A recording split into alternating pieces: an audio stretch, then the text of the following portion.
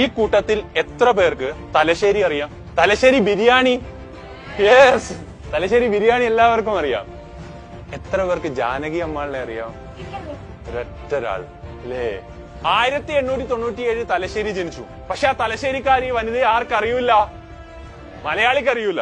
ഇന്ത്യയിലെ ആദ്യ സസ്യശാസ്ത്രജ്ഞ, ഇന്ത്യയിൽ ബോട്ടണി പ്രൊഫസറായ ആദ്യ സ്ത്രീ, സ്വതന്ത്ര ഇന്ത്യയിൽ ബൊട്ടോണിക്കൽ സർവേ ഓഫ് ഇന്ത്യ പുനഃസംഘടിപ്പിക്കാൻ പ്രധാനമന്ത്രി ജവഹർലാൽ നെഹ്റു നേരിട്ട് ക്ഷണിച്ചുകൊണ്ടുവന്ന ശാസ്ത്രജ്ഞ, ഏഷ്യ, വടക്കേ അമേരിക്ക, യൂറോപ്പ് എന്നീ ഭൂഖണ്ഡങ്ങളിൽ പ്രവർത്തിച്ച ഗവേഷക, സസ്യജാതികൾക്കിടയിൽ വർഗാന്തര സംകരണം സാധ്യമാണെന്ന് തെളിയിച്ച വനിതാ ശാസ്ത്രജ്ഞ എന്നിങ്ങനെയുള്ള ബഹുമതികൾക്ക് അർഹയായ ജാനകി അമ്മാൾ.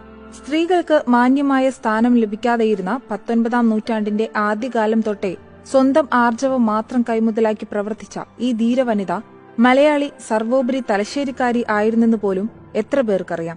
ശാസ്ത്രത്തിലെ ഇന്ത്യൻ സ്ത്രീകളെ വീണ്ടെടുക്കുക പോലും വലിയ പ്രയത്നമാണെന്നിരിക്കെ 1897 തലശ്ശേരിയിലെ ചേറ്റംകുന്നിലെ പുരാതന തീയ കുടുംബത്തിൽ പിറന്ന ജാനകിയുടെ ജീവിതം പലയിടത്തും വിസ്മരിക്കപ്പെട്ടിട്ടുണ്ട്.